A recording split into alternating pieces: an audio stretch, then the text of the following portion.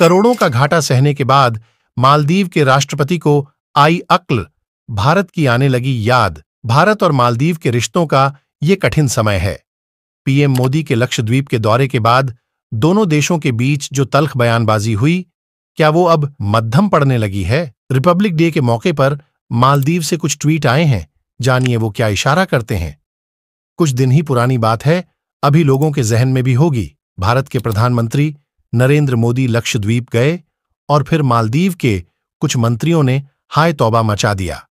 Social media पर एक मुहिम चल पड़ी जिसमें भारत के लोगों से मालदीव के बजाय लक्षद्वीप घूमने जाने की बात कही गई, मगर मालदीव भारत के इन घटनाक्रमों से तनिक भी बाज नहीं आया।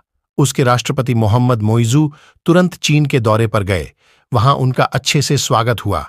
कहा गया कि ये सब कुछ भारत विरोधी मालदीव के पैंतरों के तहत किया जा रहा।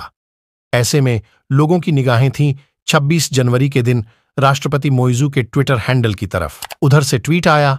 मालदीव के राष्ट्रपति ने भारत को उसके 75वें गणतंत्र दिवस की बधाई दी। साथ ही यह कहा कि भारत मालदीव संबंध सदियों की दोस्ती, आपसी सम्मान की गहरी भावना से आगे बढ़े हैं। नवंबर से कुछ यूं बिगड़े रिश्ते। पिछले साल नवंबर के महीने में मोहम्मद मुइजू जब मालदीव के राष्ट्रपति बने, उसके बाद ही से भारत और मालदीव के बीच राजनयिक तनातनी का आलम है। ऐसे में भारत के रिपब्लिक डे पर मालदीव के राष्ट्रपति का की बधाई को काफी अहम माना जा रहा है, जिसमें उन्होंने भारत के लोगों और सरकार को मालदीव के लोगों और सरकार की तरफ से बधाई दी है। मालदीव के राष्ट्रपति के अलावा विदेश मंत्री मूसा जमीर और 2 पूर्व राष्ट्रपतियों ने भी भारत को बधाई दी है। मालदीव ने भारत की सरकार को यह अल्टीमेटम दिया हुआ है कि वह अपने सैनिकों को दिल्ली वापस बुला ले, जो फिलहाल राजधानी माले में मालदीव की मदद कर रहे हैं। ऐसे में एक सवाल यह भी है, आखिर मालदीव क्यों दे रहा है भारत को शुभकामनाएं, जबकि उसने तो भारत से अपने संबंध खराब कर लिए थे? तो क्या अब भारत से दुश्मनी करके उसको हुआ कुछ नुकसान? तो जी हां, मालदीव को हुआ कम से कम 400 करोड़ का नुकसान। अभी हाल ही में मालदीव की सरकार ने चीन के एक जहाज को भी मालदीव की राजधानी माले के बंदरगाह को इस्तेमाल करने का आदेश दे दिया। इसको भी भारत में अच्छा नहीं माना गया। भारत को शक है कि चीन उस रिसर्च जहाज का इस्तेमाल खुफिया गतिविधियों के लिए करेगा। भारत की आपत्ति और चिंताओं के बावजूद मालदीव का कदम चिंताजनक था। मगर क्या अब रिपब्लिक डे पर बधाई के बाद मालदीव के सुर थोड़े नरम पड़ेंगे? वक्त बताएगा, क्योंकि एक हकीकत यह भी है कि मालदीव को भारत से पंगा लेना महंगा पड़ रहा है।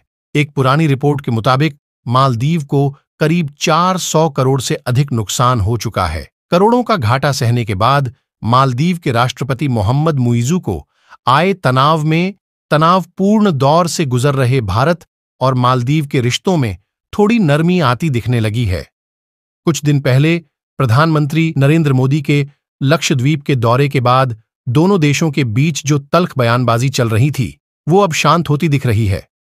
तो दोस्तों, क्या है आपकी राय? कमेंट बॉक्स में जरूर बताएं। क्या मालदीव भारत से फिर से दोस्ती करना चाहता है या इसमें मालदीव की कोई चाल है?